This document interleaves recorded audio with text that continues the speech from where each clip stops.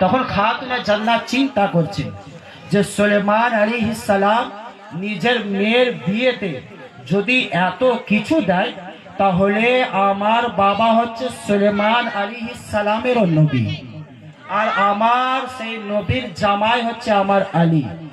তাহলে যদি সুলেমান আলাইহিস সালাম নিজের মেয়ে আর নিজের জামাইকে এত দেয়, তাহলে আমার স্বামী মনে হয় আমার বাবাকে খারাপ মনে করছে।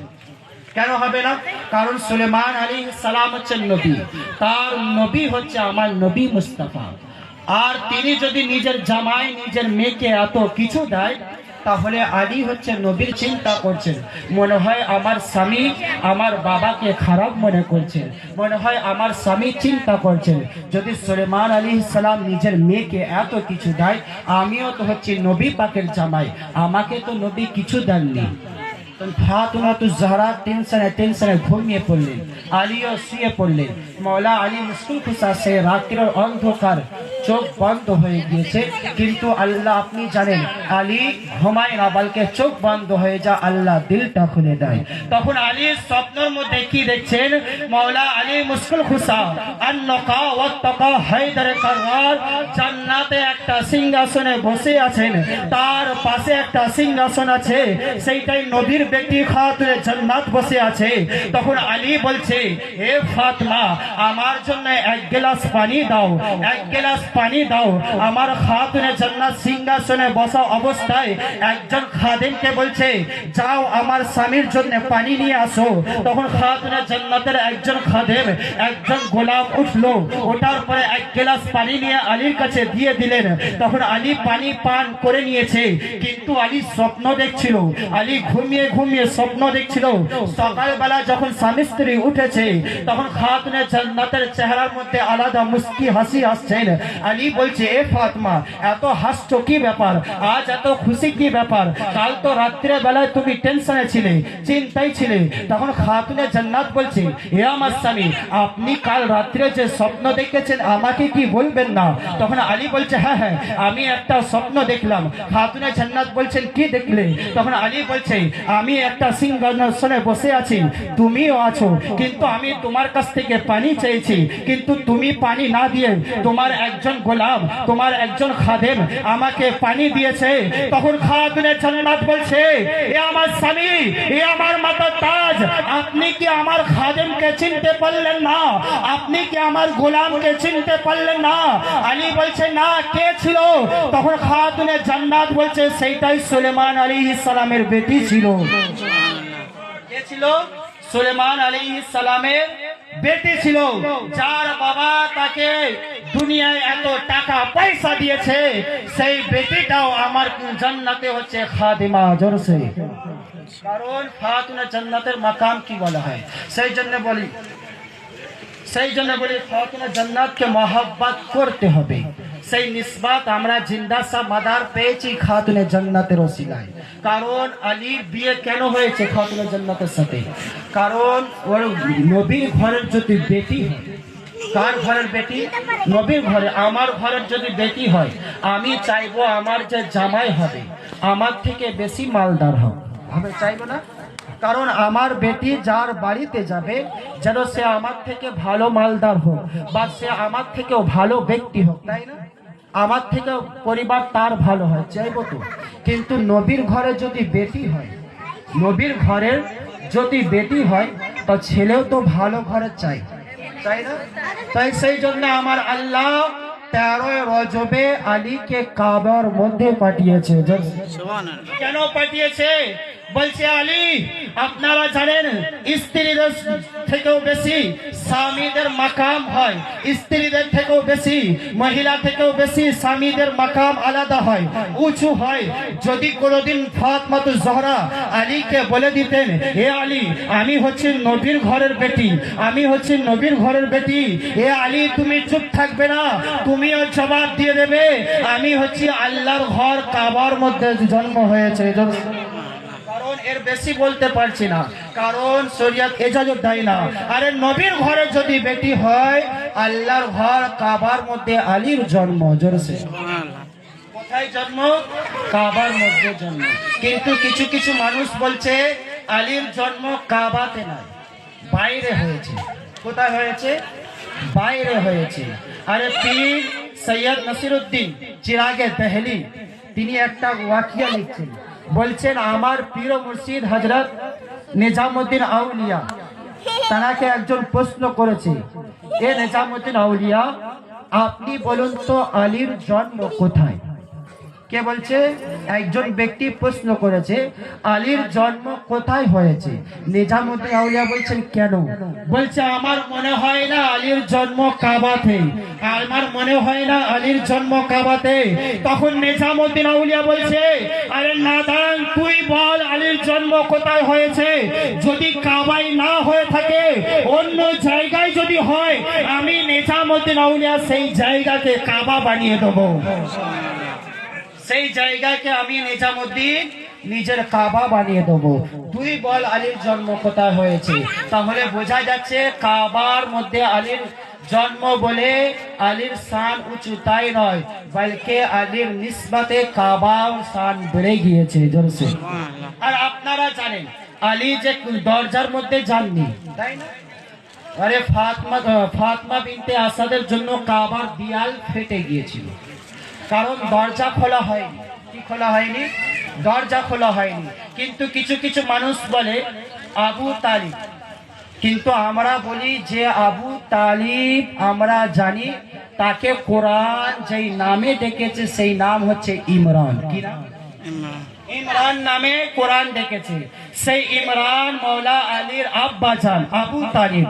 আরে আবু তালিবও জানতো যদি আমি দরজা কাবার খুলে দিই দুনিয়ার মানুষ বলবে আবু তালিব চেয়েছিল, আবু তালিব চেয়েছিল, সেই জন্য তার ঔলাদের জন্ম কাবার মধ্যে হয়েছিল।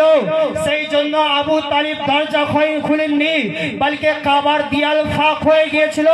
তাহলে বোঝা যাচ্ছে আরে ইমরানের ইচ্ছায় আলী কাবায় আসেনি, বলকে রহমানের ইচ্ছায় আলী কাবায় এসেছে। সুবহানাল্লাহ। ইমরানের ইচ্ছা নয় বলকে রহমানের ইচ্ছায়। আর আলী দরজায় যাবে কি করে? আমার নবী বলেছে আনা মদিনাতুল ইলমি ওয়া আলিউল বাবুহা, আমি ইলমের শহর, আলী তার। আবার দরওয়াজায় যাবে কি করে? সে তো দেয়ালের মধ্যেই যাবে জোরসে। সুবহানাল্লাহ। দরজায় যাবে কি করে? সেই জন্য তো আলী কাবা ফাঁক হয়ে গিয়েছিল। কেন? আলীর মায়ের প্রবেশ করার জন্য। আজ কেউ বলছে তানাদেরকে মানা যাবে না, আবু তালিব মানা যাবে না। আরে কাদরি বলেন, চিস্তি বলেন, মাদারি বলেন, ওয়ারসি বলেন, সাবরি বলেন, কেউ যদি আবু তালিবকে বাদ দিয়ে দেয় আমরা তাদের সিলসিলা মানি না। আবু তালিবকে বাদ দেওয়া যাবে না, কারণ আমরা বিশ্বাস, আমাদের ঈমান, আমাদের আকীদা, আমার গাউস পাক আমাদের শাফাত করবেন, জাহান্নাম থেকে জান্নাত নিয়ে যাবেন। আমার জিন্দা সমাদার আমাদের শাফাত করবেন, জাহান্নাম থেকে জান্নাত নিয়ে যাবেন। খাজা মঈনুদ্দিন চিশতি আমাদের শাফাত করবেন। আরে ওয়ালিরা যদি নিজের গোলামের শাফাত করে, সেই ওয়ালিদের সরদার হচ্ছে আলী, সে নিজের বাবাকে কি করে জাহান্নামে যেতে দেবে? আরে কাল কিয়ামতের ময়দানে দেখবো আলীর বাবা তোদের সাথে না নিজের বেটা আলীর সাথে। জোরসে সুবহানাল্লাহ। কাল কিয়ামতের ময়দানে দেখা হবে। কারণ আবু তালিব কে? আবু তালিব আল্লামা ইউসুফ নুবাহানি বলছেন, তিনি মক্কার ইমাম ছিলেন। আল্লামা ইউসুফ নুবাহানি নিজের কিতাবের মধ্যে লিখছেন, যদি কোনো দস্তরখানায় ধরুন অনেকজন দস্তরখানা বিছিয়ে আছে, 5-6 জন ব্যক্তি বসে খাওয়া হয় না? কুটুম আসলো বা নিজেরা বসে খায়, তো আল্লামা ইউসুফ নুবাহানি বলছেন যদি দস্তরখানায় যদি 5 থেকে 6 জন ব্যক্তি, যতই ব্যক্তি হোক না কেন, সেই দস্তরখানায় কারো নাম যদি মোহাম্মদ থাকে, কি থাকে? কি থাকে? মোহাম্মদ থাকে, আল্লাহ সেই দস্তরখানায় 70 গুণ রহমত বেশি নাজিল করে। জোরসে সুবহানাল্লাহ। মানে বুঝতে পারলেন না? আপনি যেই দস্তরখানায় বসে আছেন, ধরুন আমি বসে আছি, আপনারা বসে আছেন, আমার নাম হচ্ছে মোহাম্মদ আরমান কাদরি, তো আল্লামা ইউসুফ নুবাহানি বলছে আল্লাহ পাক সেই দস্তরখানায় 70 গুণ রহমত বেশি নাজিল করে। আবে যেই নামের ওসিলাতে আল্লাহ 70 গুণ রহমত বেশি নাজিল করে, আরে আবু তালিবের দস্তরখানায় আমার নবী নিজেই খেতেন। জোরসে নামের ওসিলায় যদি 70 গুণ আল্লাহ রহমত বেশি নাজিল করে, তাহলে নবী তো আবু তালিবের দস্তরখানায় নিজেই খেতেন, তাহলে আবু তালিবের দস্তরখানার মাকাম কি হবে? জোরসে। আর ইসলাম যে পেয়েছি কার নিসবতে, ইসলামের জন্য যে টাকা পয়সা লেগেছে, সেই টাকা পয়সা দুজন ব্যক্তির লেগেছে। একজন হচ্ছে আবু তালিব আলাইহিস সালাম, আর একটা হচ্ছে খাতুনে জান্নাত ফাতিমাতুজ জোহরার আম্মা জান খাদিজাতুল কুবরার টাকা লেগেছে। ইসলামের মধ্যে বীর যে নবী মুস্তাফা যে টাকা পয়সা খরচা করেছেন এই দুজন ব্যক্তির, আর সেই টাকা খেয়ে বলছে আবু তালিব মানা যাবে না, সেই টাকা খেয়ে বলছে আবু তালিব মারা যাবে না। নাদান ইসলাম প্রচার করার জন্য নবী যার বাড়িতে সব কাফেরদেরকে দাওয়াত করতেন, যে টাকা দিত তাকে আবু তালিব বলা হয়। কি বলা হয়? আবু তালিব। আর আবু তালিবকে কেন মানবো না? কারণ আপনাদের এলাকার যদি কোনো ছেলেরা যদি ভালো কাজ করে, এলাকার মানুষ বলবে এর বাপ ভালো ছিল বলে ছেলেও ভালো, তাই তো? এটা বলবে না? কিন্তু এখন বাংলাদেশের একটা মৌলবি বেরিয়েছে মিজানুর রহমান আজহারি, সে নাকি বলেছে আলী মদ খেয়ে নমাজ পড়েছিল। কি বলছে? মদ খেয়ে নমাজ পড়েছিল। ধরুন আপনার এলাকার ছেলে যদি মদখোর হয়, এলাকার মানুষ কি বলবে? এর বাপ ভালো করে মানুষ করতে পারেনি, তাই তো?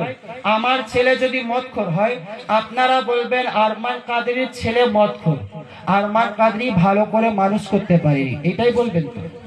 কিন্তু মৌলা আলী মুশকিল কুসাকে কে মানুষ করেছে, কে লালন পালন করেছে? আবু তালিব নয়, বলকে নবী মুস্তাফা। কে করেছে? নবী করেছে। কেউ যদি বলে আলী মদ খেয়ে নামাজ পড়িয়েছে, তাহলে তাকে বলতে হবে নবী ভালো করে আলীকে মানুষ করতে পারেনি। জোরসে কারণ আলীকে মানুষ করনে ওয়ালা, লালন পালন করনে ওয়ালা হচ্ছে নবী মুস্তাফা। কেউ যদি আলীর উপরে আঙুল তোলে, তা সেই আঙুলটা আলীর বাবার কাছে নয়, বলকে নবীর কাছে পৌঁছাবে। যাক, যেটা বলছি, আলীর বাবার সম্মান, আলীর ইজ্জত, আলীর সম্মান তার বাবার জন্য। কেন? আপনার এলাকার ছেলে ভালো কাজ করলে বলে বাপ ভালো ছেলে বলে এই ছেলেটা ভালো, তাই না? কিন্তু আবু তালিব আল্লাহ আলীকে কি দিয়েছেন? তরবাল দিয়েছেন, যার নাম জুলফিকার। হ্যাঁ, আলীর জন্ম কোথায় করিয়েছেন? নিজের ঘরে কাবা। কিন্তু কেন করিয়েছেন? আল্লাহ আলীকে যে তার ঘরে জন্ম দিয়েছেন, কেন দিয়েছেন? আলীকে তরবাল কেন দিয়েছেন? কারণ মক্কার কাফের নবী মুস্তাফার জন্য তরবাল তুলতো, তো আল্লাহ বলছে আমার হাবিব আবু তালিব, তুমি আমার হাবিবকে বাঁচানোর জন্য নিজের তরবাল বার করো, নিজের তরবাল বার করো। মক্কার কাফের থেকে বাঁচানোর জন্য আমি আল্লাহ তোর সন্তান আলীকে জুলফিকার দিয়ে দেবো। সুবহানাল্লাহ। এ আবু তালিব, তুমি আমার হাবিবকে, আমার মুস্তাফাকে নিজের বাড়িতে লালন পালন করো, আমি আল্লাহ তোর সন্তানকে নিজের বাড়ি কাবাতে জন্ম দেব। কেন? আলীর শান হয়েছে তার বাবার জন্য। তার বাবা নবীকে এত ইজ্জত এত সম্মান করতেন বলে তার জন্য তার ছেলের মাকাম আল্লাহ বাড়িয়ে দিয়েছে। আর সে আবু তালিব নিজের জামানায় রিসালাত বাঁচানে ওয়ালা। আর কারবালার ময়দানে একজন আবু তালিব ছিলেন। কে ছিল? কারবালার ময়দানে একটা আবু তালিব ছিল, যার নাম হচ্ছে আব্বাস আলমবরদার। জোরসে কি নাম? আব্বাস আলমবরদার। আরে আবু তালিব নিজের জামানাতে রিসালাতকে বাঁচাতো, নবীকে বাঁচাতো, নবীকে হেল্প করতো। আরে কারবালার ময়দানে আব্বাস আলমবরদার নিজের দাদারে অনুসরণ করছে। আরে আবু তালিব রিসালাত বাঁচাতো, আব্বাস ইমামত বাঁচানে ওয়ালা। কারণ আবু তালিব নবীকে হেফাজত করতো, আব্বাস আলমবরদার ইমামকে হেফাজত করতো। জোরসে আর আব্বাসের শান কি বলবো, আব্বাসের মাকাম কি বলবো, কারণ আমার আলী হচ্ছে একজন ইমাম, আর হাসান হচ্ছে ইমাম, হুসাইন তিনিও ইমাম, তাই না? এই তিনজন ইমাম, আলী, হাসান, হুসাইন, এই তিনজন ইমাম যার দোল্লা দোলায় তাকে আব্বাস বলা হয়। এই তিনজন ইমাম যার দোল্লা দোলায় তাকে আব্বাস বলা হয়। সেই আব্বাস নিজের ভাই হুসাইনকে কোনোদিন ভাই বলতেন না, আকা বলতেন, মাওলা বলতেন, কারণ আব্বাস জানতেন আমি হচ্ছি আলীর औलाद আর হুসাইন হচ্ছে নবীর औलाद। জোরসে হুসাইন আলীর औलाद নয়, বলকে নবীর औलाद। নবী বলেছে হুসাইন আমার বেটা, কারণ জঙ্গে সিফিনের ময়দানে মাওলা আলী মুশকিল খুশা তার औलाद টোটাল ছিল 18টা। কটা औलाद? 18টা। 16টা औलादকে কাজ বলতেন, এই কাজ করো, এই কাজ করো, এই কাজ করো। ইমামে হাসান হোসেনকে কিছু বলতেন না। একজন আলীর গোলাম বলছে, মাওলা আলী আপনি আপনার 18টা औलाद, আপনি 16টা औलाद থেকে কাজ করাচ্ছেন, কিন্তু হাসান ও হুসাইন থেকে কাজ করাচ্ছেন না কেন? আলী বলেছিলেন, আরে 18টার মধ্যে 16টা औलाद হচ্ছে আমার, এই দুটো औलाद আমার নয়, বলকে নবী মুস্তাফার औलाद। কারণ এনাদের শরীরের মধ্যে খাতুনে জান্নাতের রক্ত আছে, এই শরীরের মধ্যে খাতুনে জান্নাতের নিসবত আছে, সেই জন্য এইটা আমার औलाद নয়, বলকে নবীর औलाद। আর মাওলা আলীর औलाद তারাও সৈয়দ, কিন্তু খাতুনে জান্নাত থেকে যে সৈয়দ এসেছে সেই সৈয়দ থেকে আফজাল। কেন? কারবালা হয়ে যাওয়ার পরে ইমাম জয়নুল আবদিন মাওলা হুসেনের औलाद, তিনি কে তার হাতে অনেকজন খেলাফত নিয়ে তার হাতে বায়াত হচ্ছে। মাওলা আলীর একটা औलाद, তিনি বললেন, এ জয়নুল আবদিন আমি তোমার থেকে বয়সে বড় এবং আমি তোমার চাচা, এই খেলাফত আমার হয়। তখন জয়নুল আবদিন বলেছিলেন, চাচা যান, দুনিয়ার মানুষ কি বিচার করবে, আমরা আল্লাহর কাছে বিচার চাইবো, এই খেলাফতটা কার হকদার আছে। তখন দুজন চাচার ভাইপো কাবার মধ্যে গেলেন, হাজরা আসওয়াদের সামনে গিয়ে বলছেন, এ হাজরা আসওয়াদ তুই গওয়াই দে, এই খেলাফত আমি জয়নুল আবদিন নেব না আমার বাবার औलाद আমার চাচা নেবে। তখন হাজরা আসওয়াদ বলেছিল, এ আলীর औलाद, তুমি হচ্ছে আলীর বেটা, তুমি হচ্ছে আলীর সন্তান, কিন্তু জয়নুল আবদিন শুধু আলী নয়, বলকে তার শরীরের মধ্যে খাতুনে জান্নাতের রক্ত আছে। সেই জন্য খেলাফত জয়নুল আবদিনের হকদার, কারণ জয়নুল আবদিনের শরীরের মধ্যে আলীরও রক্ত আছে, তার সাথে সাথে ফাতেমার রক্ত আছে। তাহলে ফাতেমার রক্তর মাকাম কত। আজকালের মৌলবি যদি কোনো ব্যক্তি নবী পাকের জুতোর ব্যাপারে যদি কোনো কথা বলে, সে সঙ্গে সঙ্গে কাফের হয়ে যাবে। কি হবে?